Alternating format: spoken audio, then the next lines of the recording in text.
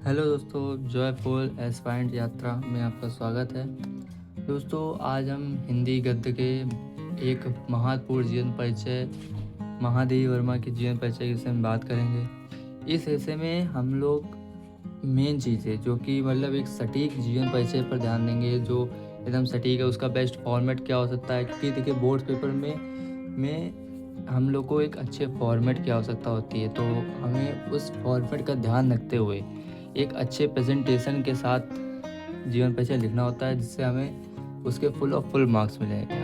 3 number से 5 number का जीवन परिचय होता है, तो हमें 5 नंबर तो कम से कम पक्के करने ही होते हैं। तो आज हम महादेवी वर्मा के एक सटीक जीवन परिचय के विषय में बात करेंगे, जो कि एक फुल अच्छे प्रेजेंटेशन के साथ जो अच्छे फॉर्मेट में लिखा जाएगा।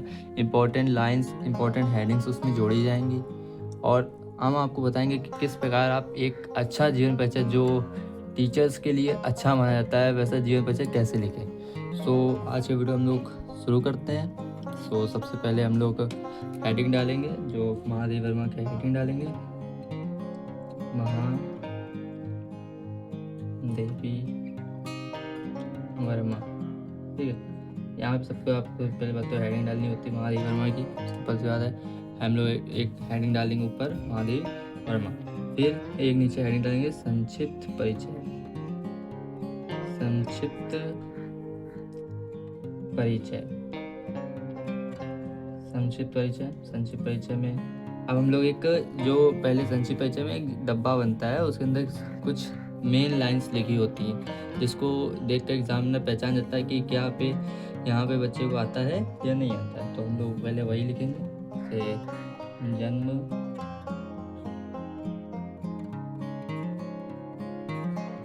जन्म स्थान,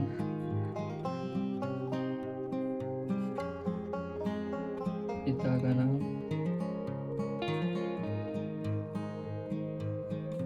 माता का नाम,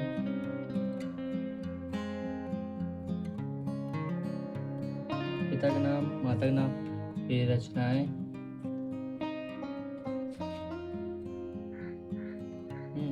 और भाषा शैली,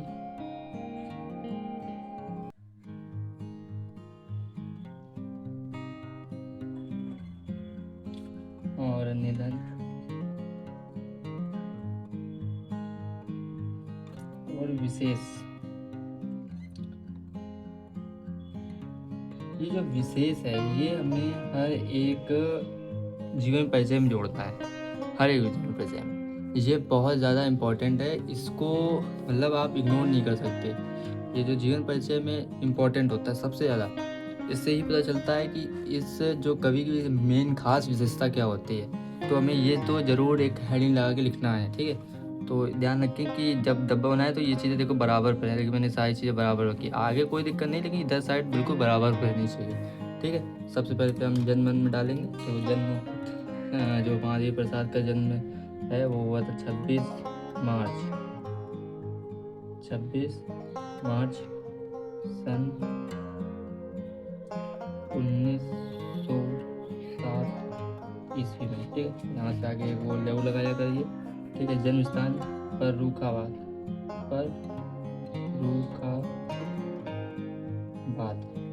फर्रुखाबाद में हुआ था, जो कि उत्तर प्रदेश में है, उत्तर प्रदेश, ठीक है। उत्तर प्रदेश में आगे ये जो लगा दे चलिए। पिता का नाम श्री गोविंद सहाय वर्मा था, श्री गोविंद सहाय वर्मा, ठीक। फिर माता जी का नाम श्रीमती हेमरानी थी, हेमरानी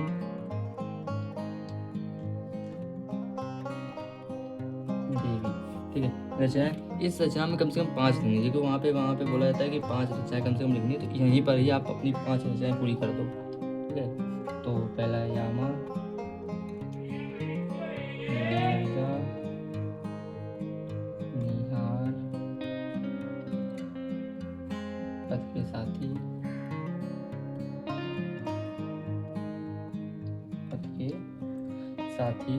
और मेरा परिवार, मेरा परिवार। और भाषा शैली में तो इनकी सरस,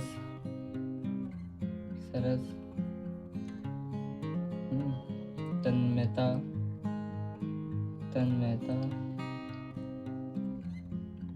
संस्कृतनिष्ठ,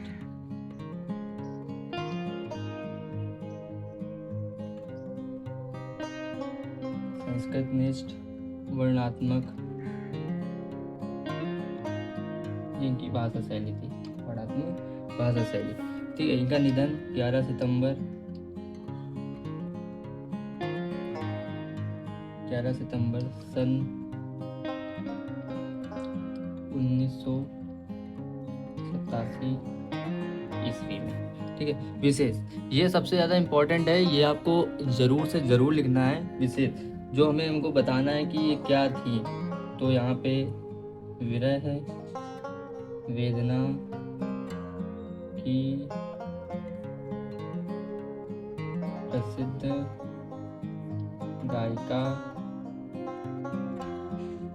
गायिका तथा आधुनिक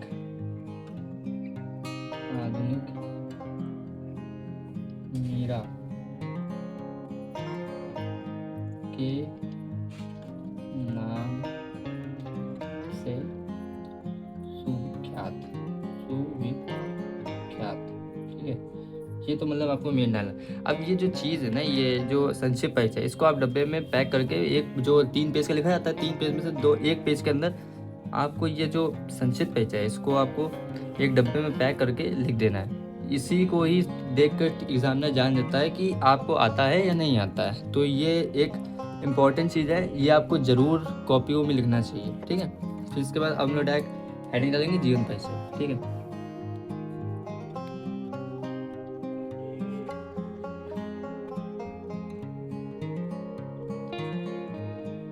ठीक है। जीवन परिचय हेडिंग डालेंगे। जीवन परिचय हेडिंग डालने के बाद हमने जो यहाँ लिखा है वही चीज़ यहाँ लिखना है। कोई दूसरी चीज़ नहीं लिखना है, जो यहाँ लिखा है वही चीज़ यहाँ लिखना है। कुछ इंपॉर्टेंट डिटेल्स बस ऐड करेंगे, बाकी कुछ भी नहीं करना है चेंजेस। बाकी सेम टू सेम जो यहाँ पे लिखा है वही लिखना है, बस थोड़ा लाइन बड़ी बड़ी लिख देना है बस, और कुछ नहीं करना है। ठीक है। तो यहाँ पे हम लोग सबसे पहला आधुनिक मीरा। देखो, कभी भी जीवन परिचय जब शुरू करें तो आप उनकी एक जो विशेषता है जिससे ये फेमस है, उस चीज़ के साथ इनको शुरू करें। जैसे हमने यहाँ लिख दें आधुनिक मीरा के नाम से सुविख्यात महादेवी वर्मा का जन्म होली के पर्व पर इनका जन्म हुआ था। होली के पर्व पर 26 मार्च सन 1907 ईस्वी को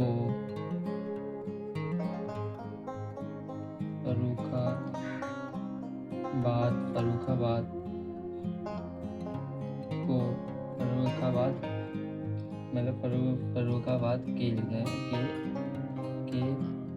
एक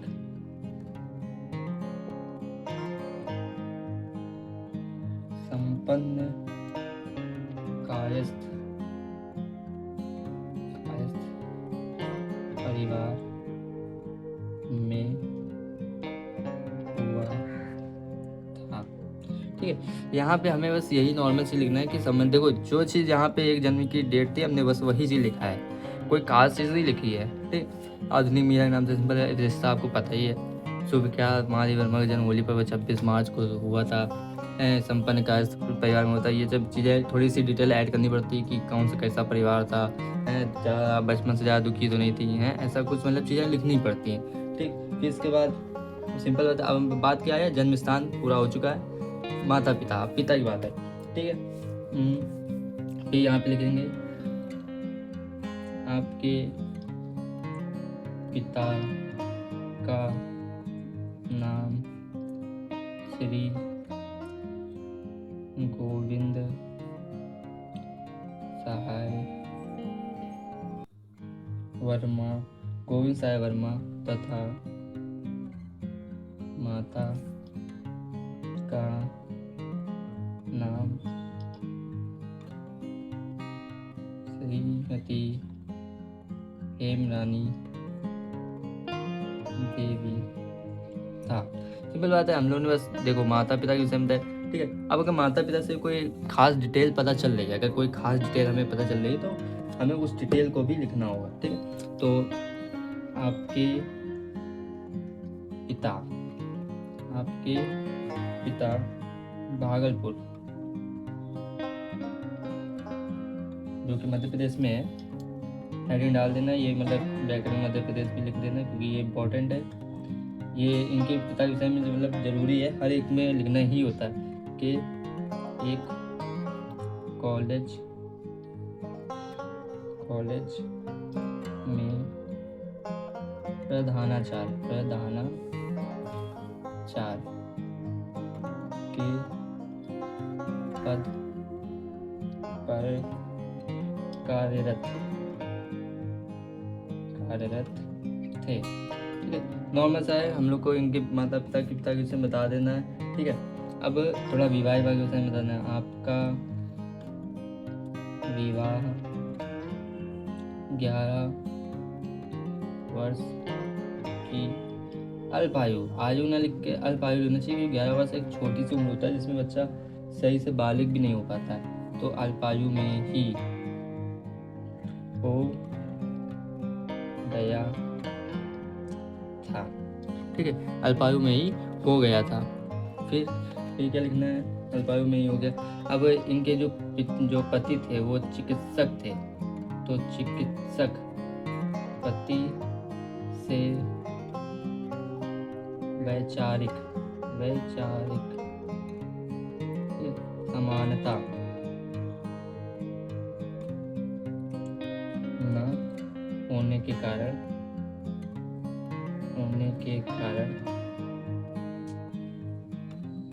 आप अलग रहने लगी, ठीक है। हम लोगों को अधिकतर आप शब्द का यूज़ करना होगा क्योंकि हमें इनको रिस्पेक्ट भी देनी है, तो इसलिए हम लोग को आप शब्द का यूज़ ज़रूर करना चाहिए, ठीक है। फिर अब ये मतलब अलग रहने लगी। फिर इसके बाद इन्होंने क्या किया, महादेवी वर्मा ने मतलब जो एक प्रयाग विश्वविद्यालय था वहाँ पे संस्कृत विषय से MA की परीक्षा उत्तीर्ण की थी, ठीक है। तो वही लिखना, इनकी देखो थोड़ा शिक्षा के विषय में बताना होगा, ठीक है। यहाँ पे लिखा नहीं गया है तो कोई आवश्यकता नहीं क्योंकि देखो मेन चीज़ यही होती है, ठीक है। अब शिक्षा विषय में आपको इसी के अंदर बता देना है, ठीक। शिक्षा के विषय में बताएंगे तो महादेवी वर्मा, या तो आप भी शुरू कर सकते हैं।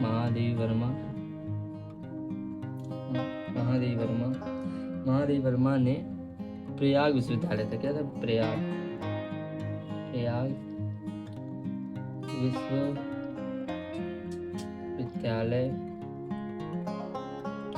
विश्वविद्यालय से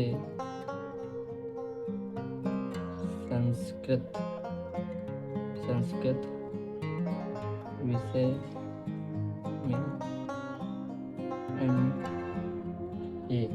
MA कौन सा MA की परीक्षा उत्तीर्ण की, MA की परीक्षा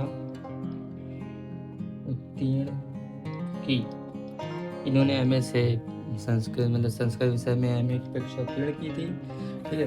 फिर सन, अब यहाँ पे देखो कुछ चीज़ें हैं जो उनको अवार्ड के विषय में बताना है, ठीक है। तो ये थोड़ा इम्पोर्टेंट है।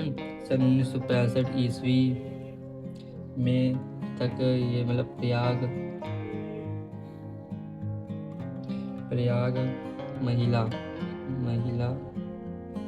विद्यापीठ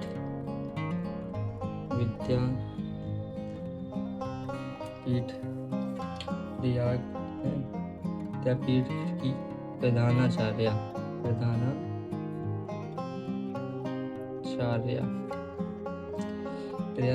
के पद को अलंकृत किया। सिंपल बात है, यहाँ इन्होंने ये भी एक मतलब प्रयाग महिला विद्यापीठ की प्रधानाचार्य पद पर ये भी मतलब रही हैं कुछ समय तक, 1965 तक। ये चीज़ हमें लिखना आवश्यक है। कुछ समय पश्चात, कुछ समय पश्चात, कुछ समय पश्चात, कुछ समय पश्चात इस पद पर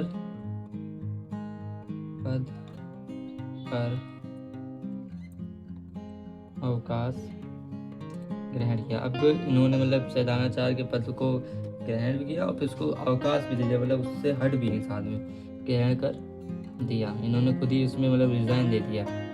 ठीक है। इसके बाद आपके कुशल संपादन, ये सिंपल बात, इनकी रचनाएं जो हैं आपके कुशल संपादन, कुशल संपादन, तो इन्होंने चांद पत्रिका बनाई थी, चांद, वही चांद पत्रिका,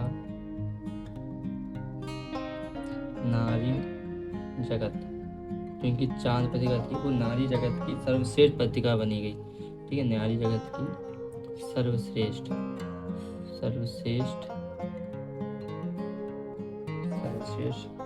पत्रिका बन सकी। तो इनकी ये जो सर्वश्रेष्ठ पत्रिका बन चुकी। तो इसके बाद आप जैसे इन्होंने चांद बनाई थी, नीरजा बनाई थी, निहार बनाई थी, इन सब के ऊपर भी हमें थोड़ा थोड़ा लिखना पड़ेगा इन्हें, क्योंकि फेमस हैं, जो कि थोड़ा सा इनके जीवन परिचय थोड़े बड़े बड़े होते हैं, क्योंकि इन्होंने रचनाएं जो करी ना वो बहुत ही ज़्यादा फेमस हुई। जो एक मतलब नहीं कहते मोटिवेशनल थोड़ा सा ये लिखती थी ना, तो इसलिए थोड़ा सा इम्पोर्टेंट है। नीरजा काव्य रचना पर सैकरिया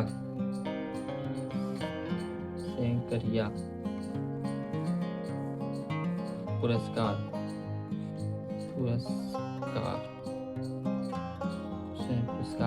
तथा जामा पर मंगला प्रसाद पारितोषिक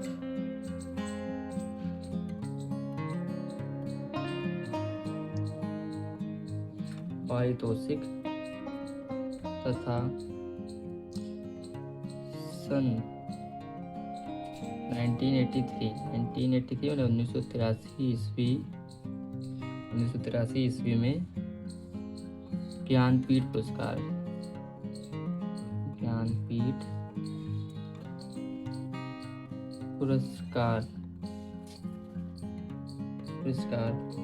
एवं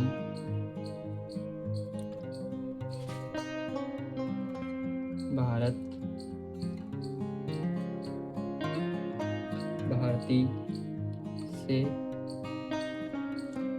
भी सम्मानित किया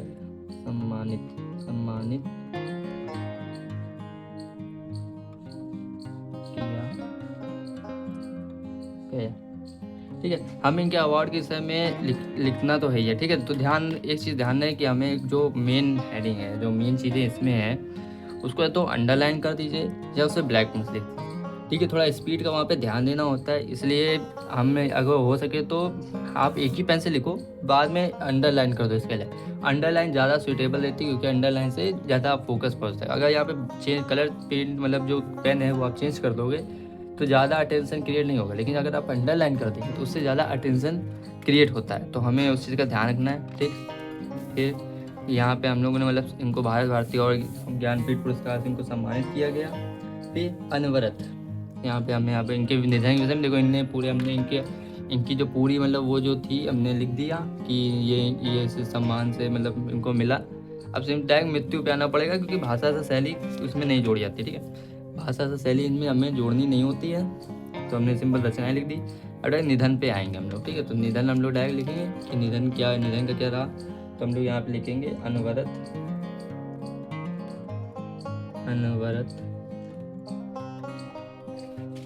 साहित्य साधना में तल्लीन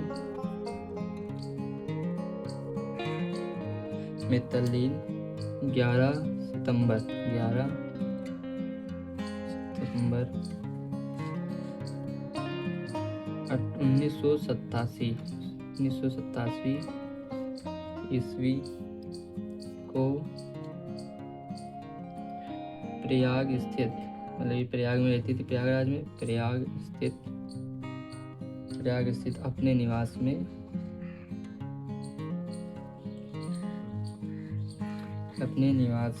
में अंतिम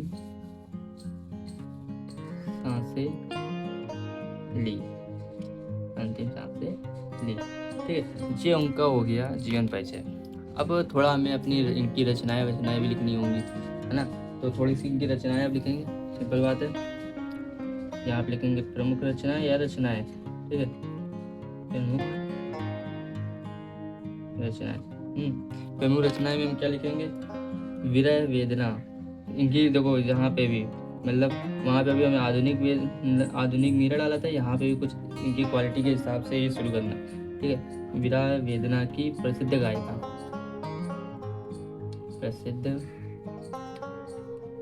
गायिका महादेवी वर्मा की प्रमुख रचनाएं निम्नलिखित हैं, ठीक है। ये हमें डाल देना, ठीक है। यहाँ पे देखो क्वालिटी के साथ ही शुरू करेंगे हम लोग ने, जैसे विरह वेदना डाला है कि प्रसिद्ध गायिका, तो ये इससे हमें मतलब इनकी क्वालिटी बताते रहना है, ठीक है। इससे थोड़ा और ज़्यादा अटेंशन टीचर का क्रिएट होगा, तो हो सकता है वो बिना देखे ही आपका जीवन परिचय नंबर ऐसे ही दे दे। तो थोड़ी चीज़ें जहाँ पे हमें मेन पॉइंट होते हैं, जहाँ पे टीचर एक तरह देखते हैं, उनकी नज़र पड़ती है, वहाँ पे हमें एक ऐसी कोई लाइन लिखनी है जिससे उसको लगे कि हाँ सच में आपको कुछ आता है, ठीक है।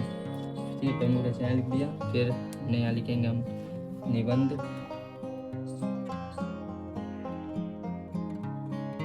हेडिंग डाल दो निबंध रचना, ठीक है। केवल निबंध ना डाला करें, निबंध रचना डाले, क्योंकि एक रचना ही है, ठीक है।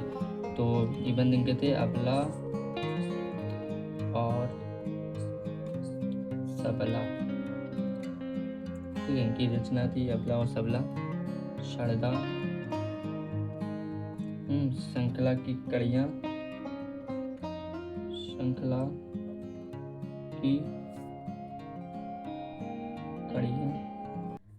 आदि, ठीक है। फिर निबंध रचना हो गई। अब हमें काव्य रचना लिखनी है। यहाँ पे काव्य रचना लिखेंगे हम लोग। काव्य रचना में भाई दीपशिखा,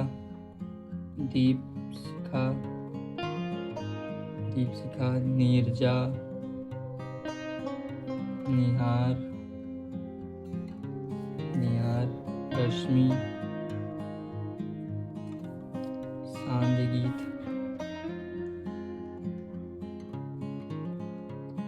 आदि। निहार में गलत लिख दिया, निहार को बड़ी की मात्रा होती है, ठीक है, ध्यान रखिएगा, यहाँ में बड़ी की मात्रा है, ठीक है, आदि। फिर काव्य रचना लिख दिया। अब यहाँ पे अब चाहो तो यही 2 हेडिंग से खत्म कर सकते, लेकिन मैक्सिमम 3 हेडिंग तो आपको डालनी होती है, तो हम कम से कम 3 हेडिंग तो डालेंगे, ठीक है। संस्मरण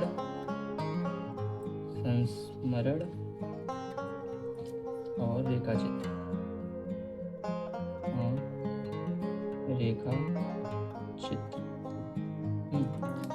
तो यहाँ पे अतीत के चलचित्र, अतीत के चलचित्र, ठीक है। पथ के साथी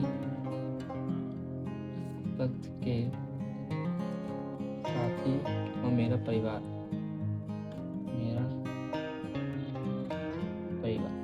आदि डाल दो, कोई आ सकता है, ठीक है। अब जो एक मेन हेडिंग होती है, मेन हेडिंग जो कि हर एक जीवन परिचय मेरे हिसाब से आवश्यक होनी चाहिए, और ये बहुत ज़्यादा इम्पोर्टेंट एक लाइन है, हेडिंग है, तो हेडिंग जरूर डालो, आपके लिए ज़्यादा ही मतलब अटेंशन क्रिएट करने। देखो हिंदी साहित्य में स्थान, क्योंकि आपको बताना चाहिए कि इनका हिंदी साहित्य में क्या स्थान रहा है, क्या इनने मतलब प्रोग्रेस करी है हिंदी साहित्य के अंदर, तो ये थोड़ा इम्पोर्टेंट है, ठीक है। तो हमें ये डालना चाहिए। तो सिंपल आते हैं कि यहाँ पे भी बिल्कुल हमें इनकी क्वालिटी के साथ शुरू करना है। विरह वेदना की प्रसिद्ध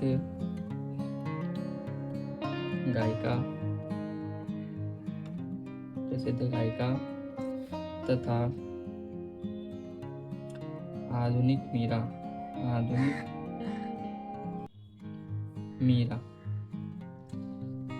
मीरा के नाम से सुप्रसिद्ध या प्रसिद्ध, नॉर्मल भी प्रसिद्ध डाल दे रहा हूँ, प्रसिद्ध महादेवी वर्मा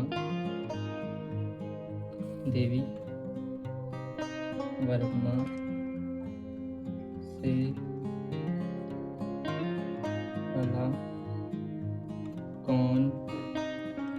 भला कौन सुपरिचित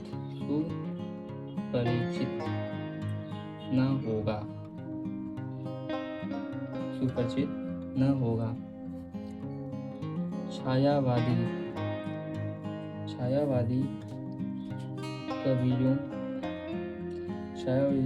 कवियों की बृहत चतुष्टाई,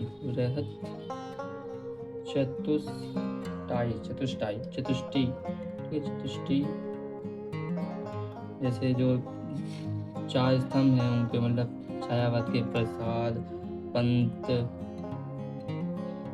निराला एवं महादेवी वर्मा में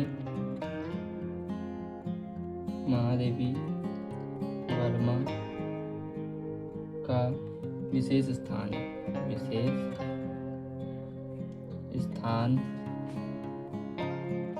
है। बाबू गुलाब राय के अनुसार मैं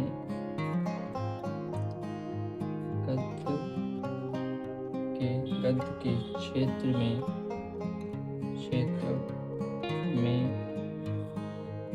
सुश्री, ठीक है, श्री महादेवी वर्मा लिख दो आप, सुश्री महादेवी वर्मा, ठीक है। थोड़ा ये शब्द थोड़े होते हैं जो अच्छे लगते हैं, ठीक है। वर्मा का लोहा मानता हूँ। देखो ये लाइन है, ये हेडिंग है, ये हेडिंग एक ऐसी हेडिंग है ना कि मतलब इसको सुनकर, जो इसको देख के, इसको पढ़ कर ना, मतलब टीचर तो मतलब 100% 5 नंबर देगा, सच में। ये हेडिंग तो मतलब ऐसी हेडिंग है जो मतलब बहुत ज़रूरी होती है। पूरे जीवन परिचय में आपने, आगे के जीवन परिचय में भले कुछ भी लिखा हो, लेकिन अगर इसमें आपने एकदम अच्छी लाइन लिखी ना लास्ट में, तो सच में बहुत ज़्यादा अच्छा लिखा हो, ठीक है। तो हमें कुछ चीज़ों पे अंडरलाइन करना होता है, जैसे विरह वेदना की प्रसिद्ध गायिका आधुनिक मीरा है, तो ये सब आधुनिक मीरा ये गायिका है, तो ये इसमें थोड़ा करना है। चतुष्टाय प्रसाद पंत निराला महादेवी वर्मा है, अभ्रय चतुष्टाई, इस पर अंडरलाइन करना चाहिए, ठीक है। फिर बाबू गुलाब राय के अनुसार ये करना है। फिर मैं गलती में ये पूरा मतलब आपको अंडरलाइन करना चाहिए, ये बहुत ज़रूरी है, ठीक है। फिर हमको यहाँ पे जब हम लोग इस पे आते हैं जीवन परिचय में, तो यहाँ पे आधुनिक मीरा इन सब में है, जैसे आधुनिक मीरा पे में हमें अंडरलाइन करना चाहिए। सुविख्यात महादेवी वर्मा, ये इनके होली पर्व पर 26/7, इस पे फर्रुखाबाद पर, इस पे हमें अंडरलाइन करना है। पिता का नाम गोविंद साय वर्मा, इस पे। फिर हेमरानी देवी मतलब इनकी माता का नाम, इस पे। फिर भागलपुर मध्य प्रदेश, इस पे, ठीक है। 11 वर्ष की आयु में 11 वर्ष पे आप अंडरलाइन कर दो, ठीक है। फिर इसके बाद MA प्रयाग विश्वविद्यालय, MA ये सब 1962, महिला विद्यापीठ प्रधानाचार्य के पद पर, ये कुछ इस सब में, इसमें भी और जैसे ग्रहण अवकाश ये सब कुछ नहीं। चांद पत्रिका, नारी जगत, सबसे पत्रिका, नीरजा पे हैं, सहकरिया पुरस्कार, यामागले मंगला प्रसाद 1983, ज्ञानपुर पुरस्कार, भारत, इन सब पे आपको अंडरलाइन करना है, ठीक है। अंडरलाइन करने से आपका जो ये जीवन परिचय वो एक अच्छा जीवन परिचय माना जाता है, ठीक है। लास्ट में बस एक खींच देना है लाइन, ठीक है। तो समझ में आया आपको, मेरे हिसाब से आपको समझ में आएगा किस हिसाब से ये परिचय होना। सिंपल बात है, संक्षिप्त परिचय को आपको डब्बे के अंदर मतलब पैक कर देना 1 पेज के अंदर, और आगे के 2 पेज में आपको ये लिखना है, ठीक है। फिर यहाँ पे मतलब अच्छे से हेडिंग डालना है, इनके नीचे अंडरलाइन करना है। ये फॉर्मेट है, विशेष फॉर्मेट। इस फॉर्मेट से अगर आप लिखेंगे तो आपको 5/5 नंबर ज़रूर मिलेगा।